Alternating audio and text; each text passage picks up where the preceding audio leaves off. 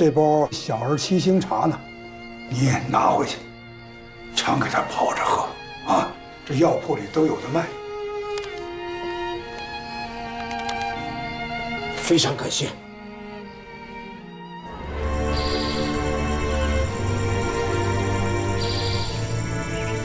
好多年没进山了。小时候跟师傅采药，一出去就10几天。尚豪，哎，你告诉我，昨天那2个人是什么人？在我看来，一个是病人，一个是被病人拖累了很久的父亲。你少跟我大马虎眼。你说，他们不是中国人吗？怎么呢？你的药还分人种啊？不同地区的人药量还不同。你废什么话呢？实话告诉我，他们是不是日本人？他就是三国有喜。三国有喜。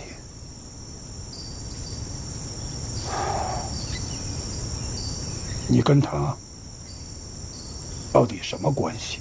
我的命攥在他手里。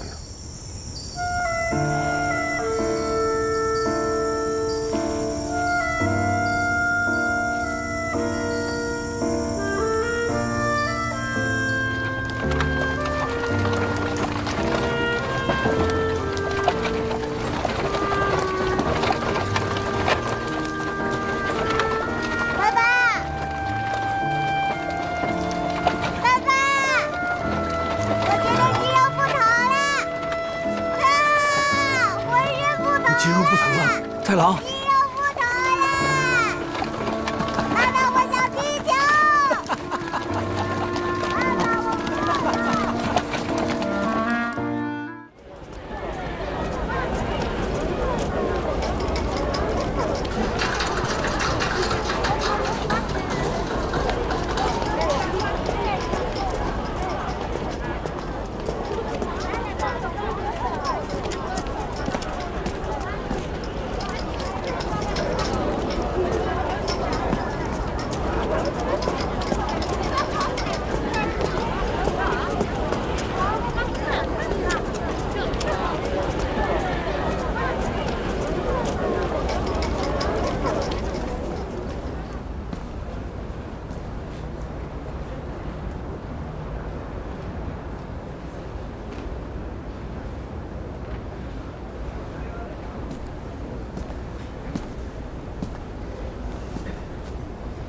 你好，请问一下麦小文在吗？啊，在。文哥，哎，有人找你。谁呀？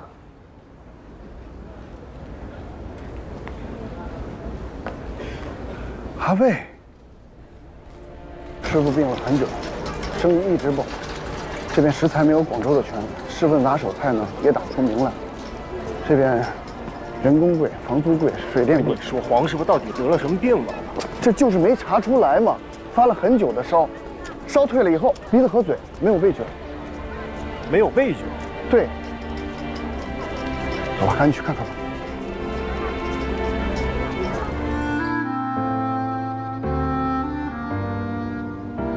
老天爷有意思吧？一辈子调和味道，自己却尝不出滋味了。有没有看过医生啊？广州那么多名医，不是都来香港了？山河失色，故国远去，这日子就不该有滋味。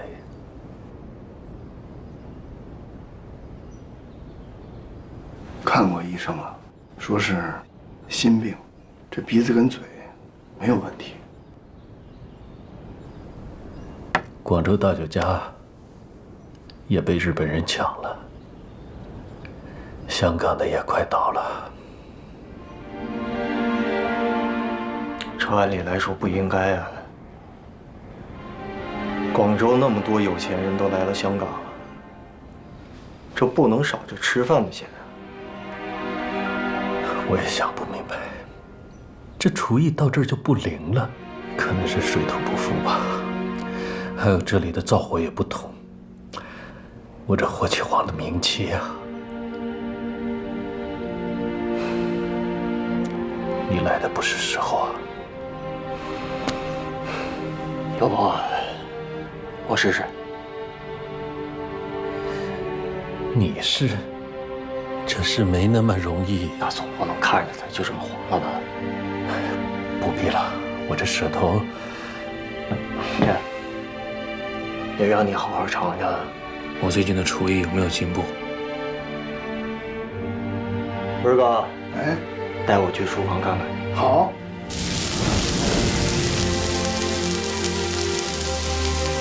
师傅说这事儿不容易，一点都没错。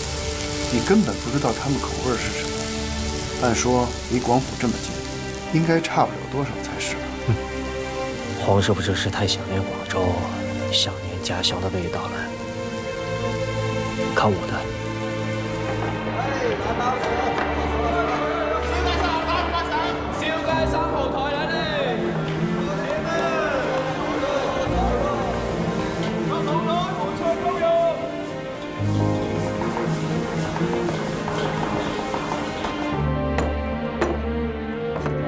尝尝，这是我师傅最喜欢吃的菜。他说这道菜才是最能够代表广州的，而不是宝生胭脂。这道菜材料虽然简单，但是很难做好啊。这个虾酱跟豆腐稍不留意就会有焦糊味。你这个不错，没有焦糊味。师傅，你刚才说什么？我说没有焦糊味啊。您能闻到味道了？快尝尝，试试。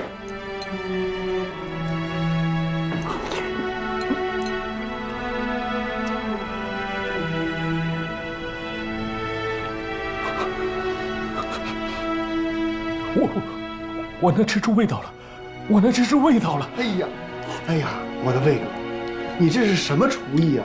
居然把师傅的病给治好了！哎，师傅你慢点吃，慢点吃。徐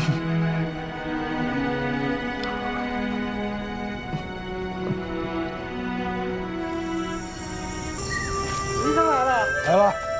徐医生，徐医生。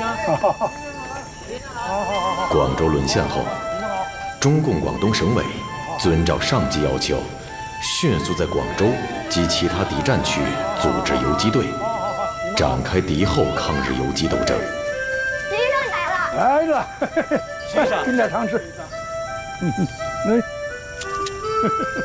谢谢徐医生。不客气。你要那些西药和粮食，都给他们用了。那你什么身份？我是个医生，是共产党还是国民党？这支队伍是共产党的游击队。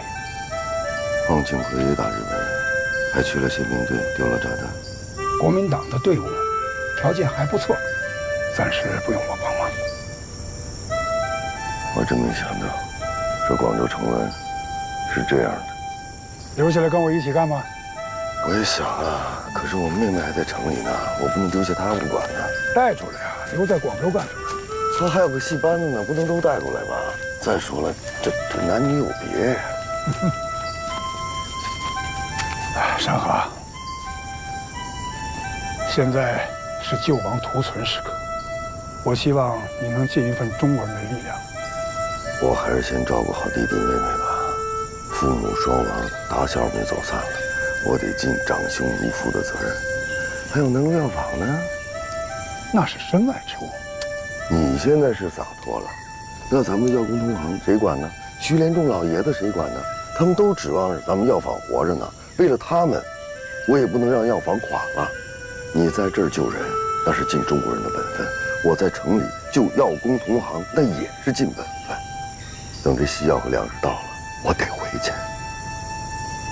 好，你说的对。那这段时间就跟我学医吧。行。好，那我现在教你。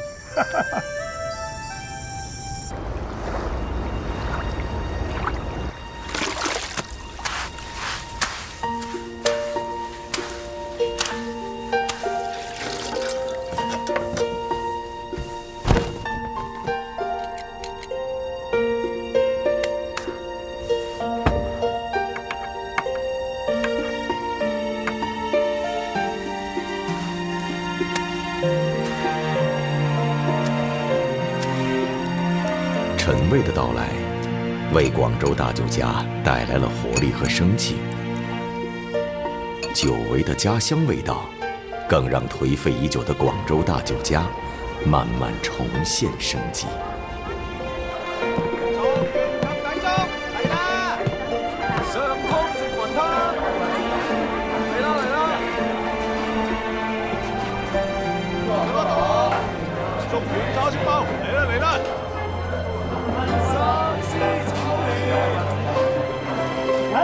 广州大酒家这边请。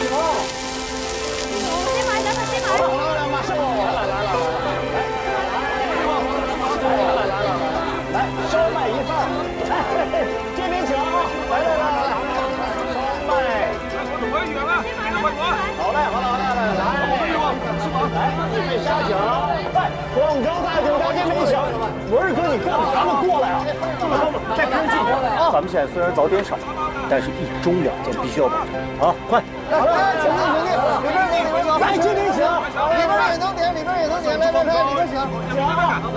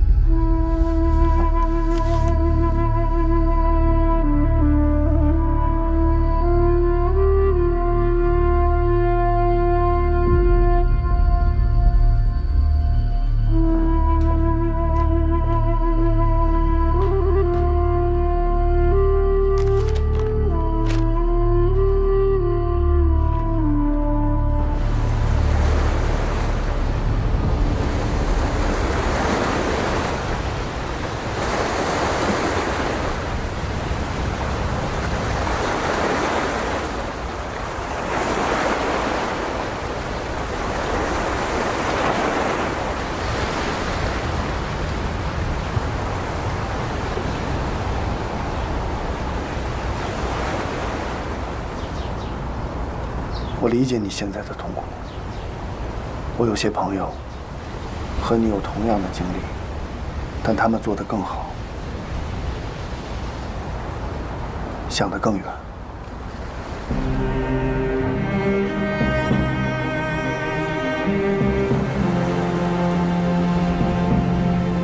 麦孝文来到香港后，加入了中国共产党，一边在广州大酒家谋生，一边秘密从事抗日工作。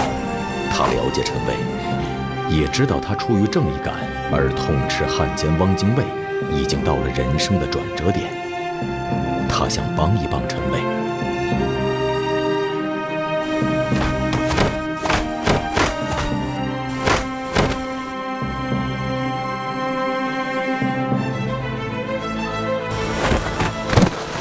麦孝文请示上级，经过考察后，对陈蔚表明了中共地下党员的身份，将他吸收到组织里，并对他进行了各方面的培训，包括各种武器的射击和国术搏斗的训练。陈蔚表现出很强的学习能力，他眼中有仇恨，心中有正义，主动要求执行任务。党组织根据需要，又增加了密写、发报、跟踪、潜伏等特殊技能的培训。陈蔚迅速进步，很快就成为合格的地下工作者。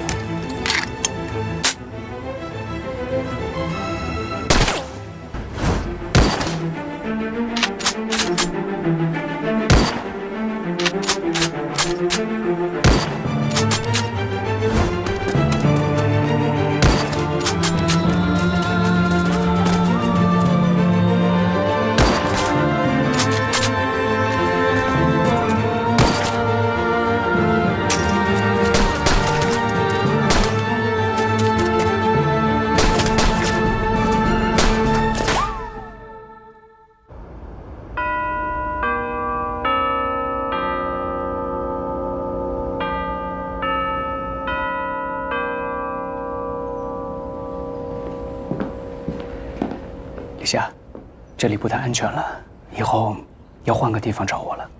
阮飞说的会要开了，放心，我已经安排好了。那我师傅和你师傅呢？你要想办法。我怎么会不管他们呢？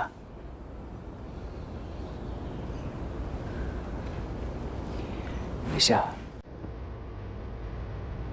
我们要分开一段时间了。那我们什么时候能见？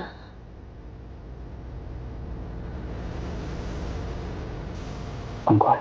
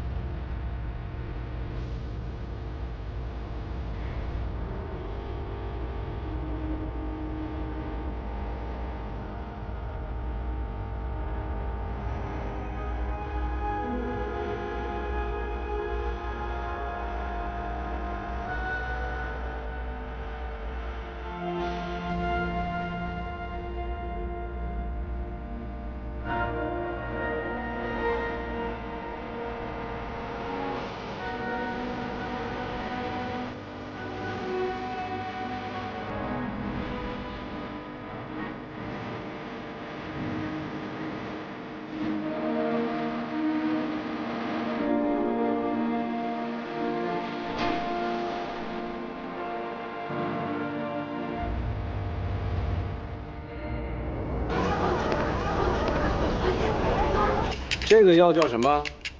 啊？叫什么来着？爸爸之前教过你的。百合。百合。哎，这个呢，这你平时经常吃啊，但是在这儿呢就不能叫橘子皮了，叫什么？放在药里叫陈皮。陈皮。哎，对喽，陈皮。哎，阮主任，你儿子。我儿子，好了，挺好，挺好，挺好。给叔叔问声好。叔叔你好。你好，看来这是另寻名医了。我记得以前吃的是陈李记的火龙丸。孝不更方，命好，我寻到一枚宝药。这么说，你找到那枚百年火龙丸了？仅存是1枚内。它到底剩多少呢？我也不知道。这样，儿子。你先去自己玩一会儿，爸爸跟叔叔唠会儿嗑。啊，去吧。叔叔再见。再见。注意安全。快坐啊。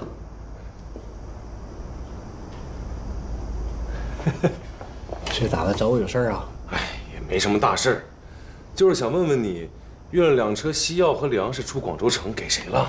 送哪儿了？你这都是我商业机密，你上来就打听这个，你礼貌吗？粮食和西药不可能是正经生意，这一旦落入到抗日分子手中，这就是资敌行为。三国兄，这是大事儿。我这天天跟中国人斗，我还得防着你们，啊？啥玩意儿？资敌？不是，你这大帽子给我扣的是咋的？你们宪兵报道部是多管闲事啊？作为朋友，我是怕你被利益蒙蔽，受坏人蛊惑。哎呦，谢谢啊，我心里有数。有啥事儿赶紧说吧，我一会儿还得给孩子做饭呢。啊，现在呢，已经有10多家药店同意加入我们大东亚医学促进会了。哎，那这可是好事儿啊！那咱们促进会可以宣布成立了吧？可以，我得找个良辰吉日，啊。作为第1任会长，你应该准备入会纲领。嗯，我这2天抓紧。钥匙陈山河给你，他人在哪？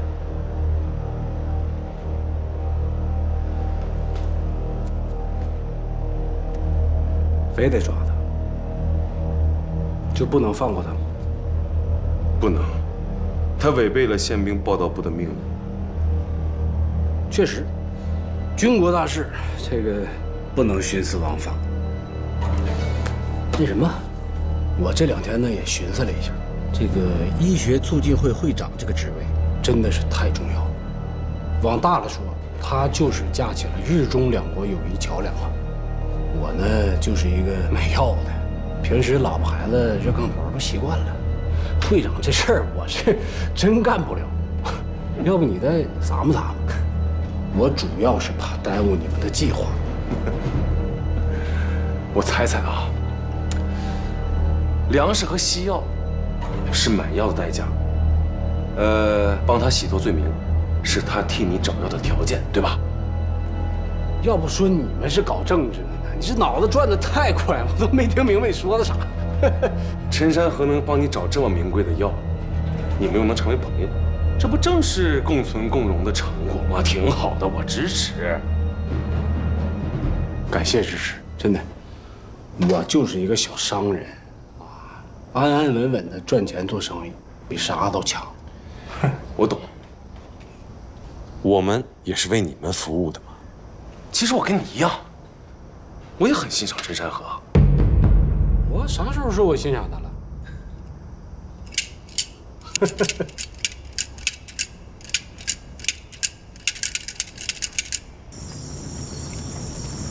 感觉到了吗？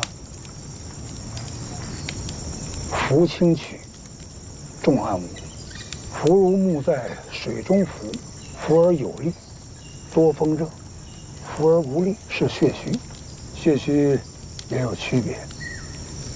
经血两虚，腰膝酸软，啊，筋疲乏力。用敬修堂的康寿丸固本培元。你怎么知道的？医书里看的呗。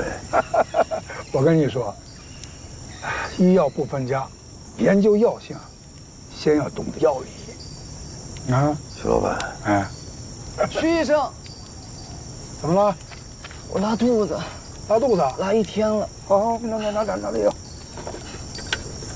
保济丸，来，回去把它喝了，头疼脑热也管用。好，哎，谢谢徐医生。又来了。哎，徐老板啊，这西药粮食也送到了，我得回广州了。等一会儿有时间，我再找你去。哎呀，我真希望你留下来。我要是在广州混不下去了，我会来找你的。好。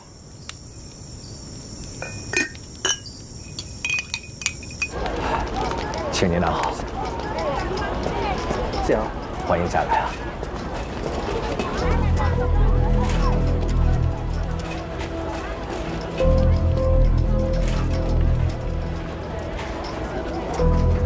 辛惠荣同志突遭搜捕，情况紧急，转移出了广州。他执行的军计划照常继续，从宝华戏院救出6名爱国艺术家，彻底粉碎敌人粉饰太平的计划。我们雇请的一辆卡车会准时开到宝华戏院的后门，6名爱国艺术家会利用在后台化妆的时机，从后门离开。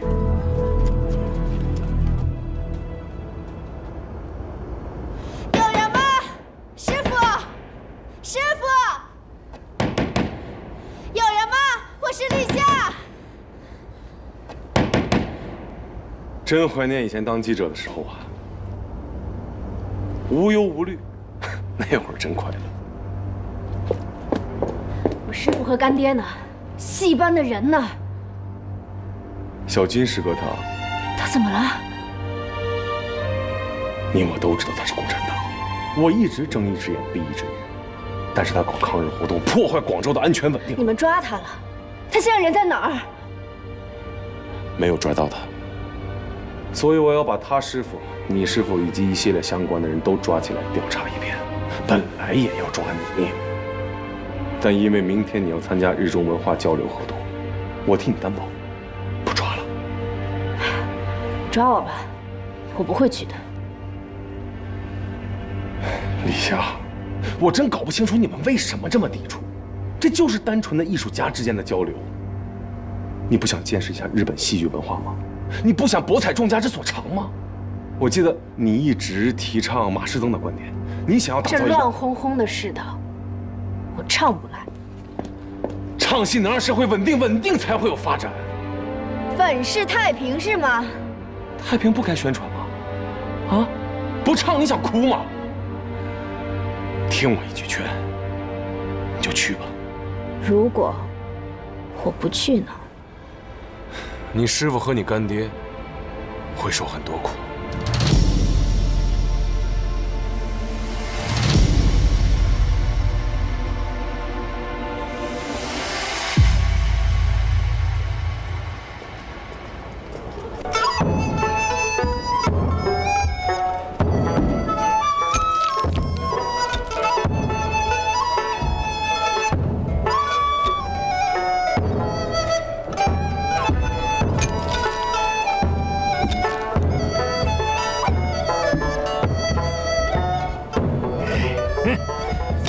兄弟，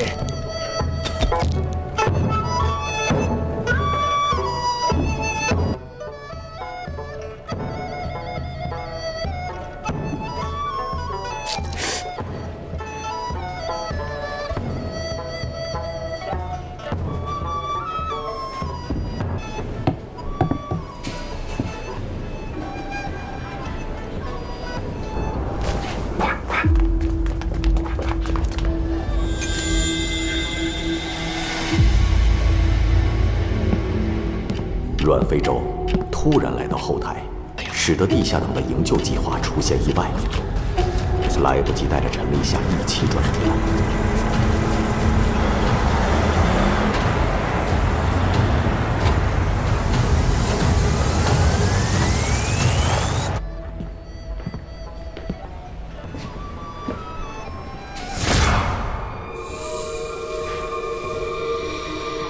三妹姐，准备好了吗？你真的好亮，你的穆桂英一定会让日本同行大为震惊的。我师父和干爹放了吗？当然，你要是不放心，我可以把他们请到这里来。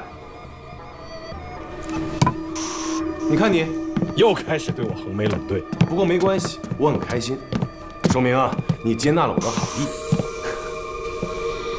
好了，三妹姐，准备上场吧。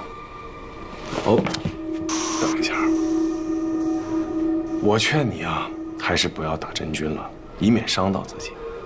你想在台上戳死自己以示清白，我偏不让你如意。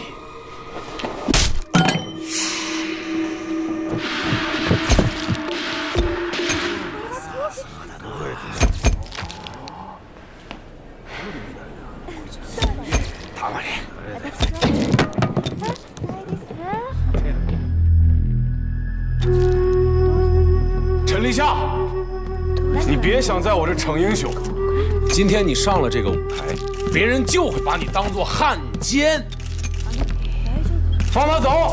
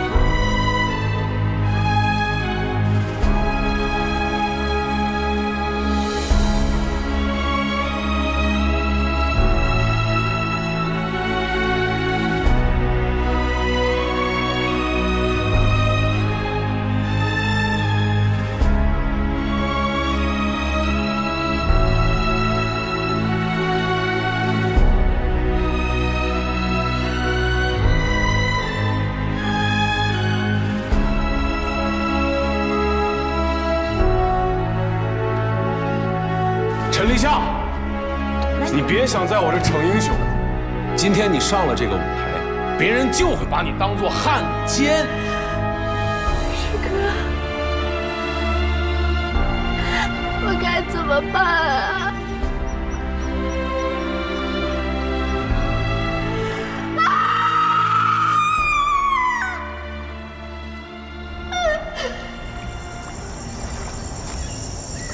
中共广东省委在积极建立抗日队伍的同时，还派出大批党员干部到其他武装力量中充任骨干，协助整编队伍，吸收工人和贫苦农民加入，排除纪律散漫的不良分子，加强政治教育和军事训练，逐步将这些队伍改造成我党领导的抗日武装。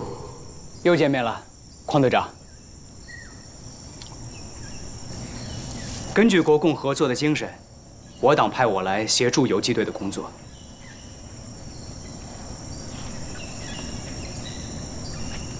你觉得我这里需要协助吗？你的军火和物资准备充分，人员训练有素，是一支比较有战斗力的队伍。我会带来我党基层工作的经验，帮助队伍扩大战果，巩固在民众中的口碑，最终得到大家的支持。我要是说不用呢？派我来是国共双方共同商定的，只要你这支队伍还承认番号，领取费用，就应该会遵守上级的命令。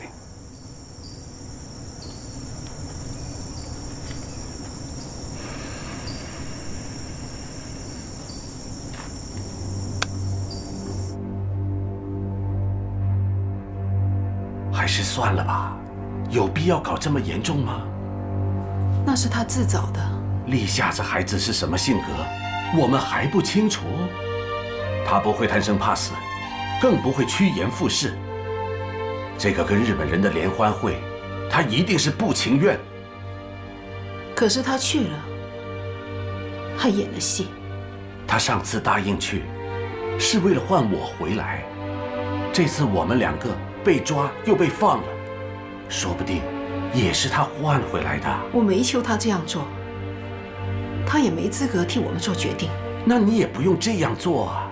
你这样做，不是把他逼上绝路？耻辱的活着，倒不如去死。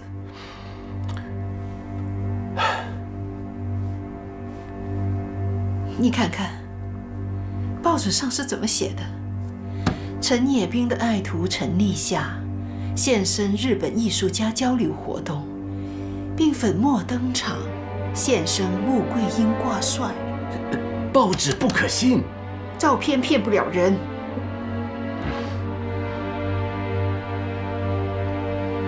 我教他的戏，我得收回来。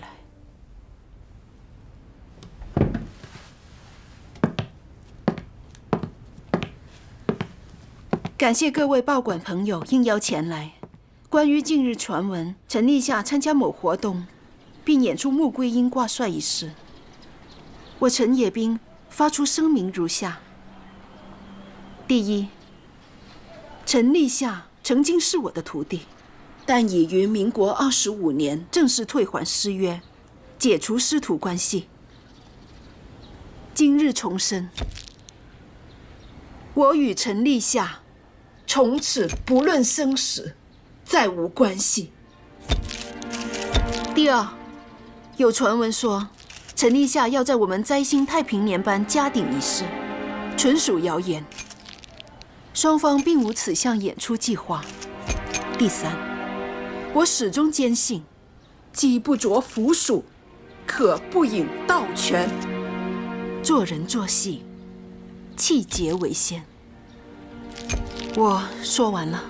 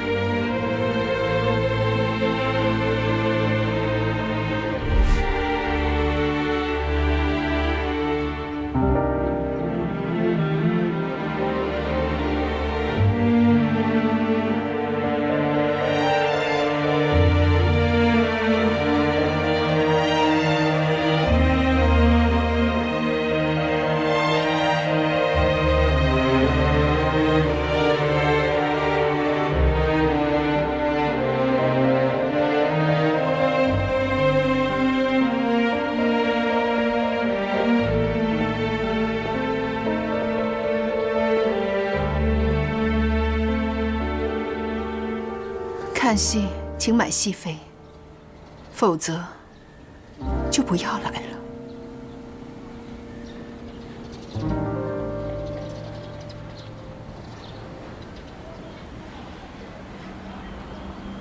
摘星已经很久没有开戏了。你唱的这出戏还不够吗？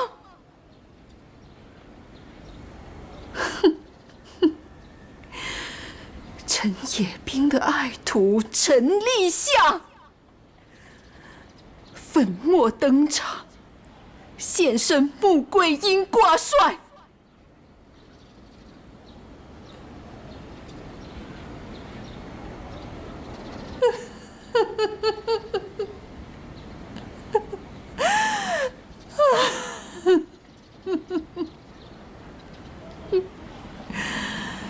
我真是当不起呀！我是打算死在台上的，花枪枪头换成了真的，出了虎度门我就捅死我自己。我没有当汉奸。名人能死在台上，挺好的。师父，报纸上登的不是真的，我一句都没有唱。不信你去问尹灵芝，她全都看到了。摘星女班真有出息，一次去了2个人，我真想拿枪头戳死我自己。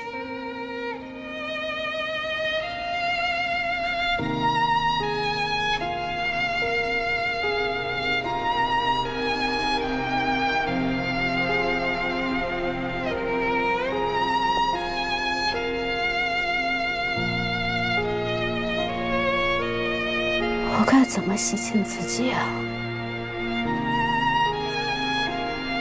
非得拿命吗？我不怕死啊，可是非得这样吗？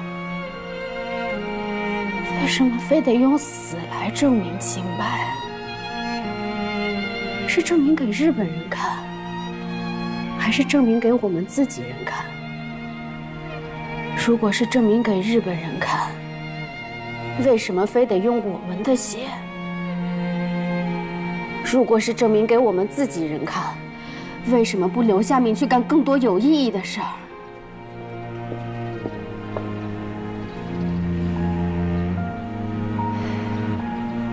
师父，我想明白了，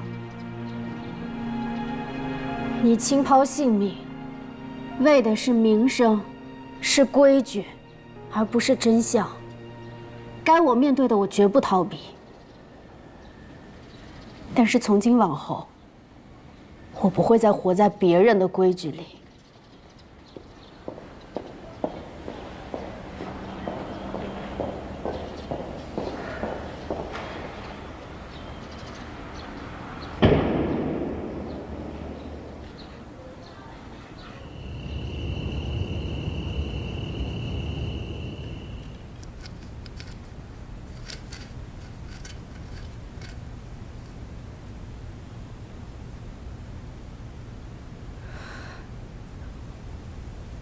我师哥捎来了口信。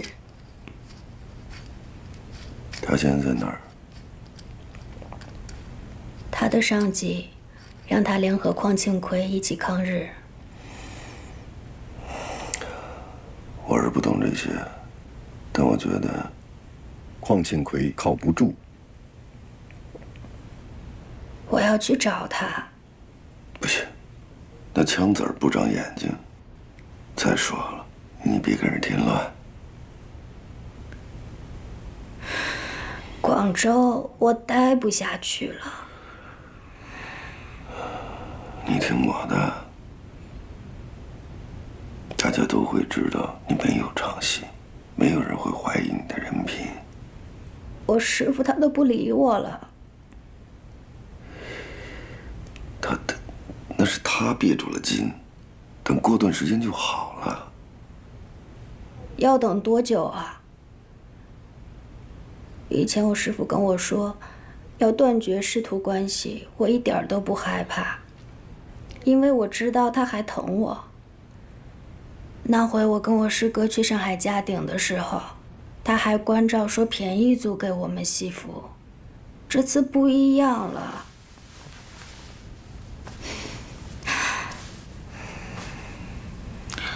那我去跟他说说。没用的，他根本就不相信我。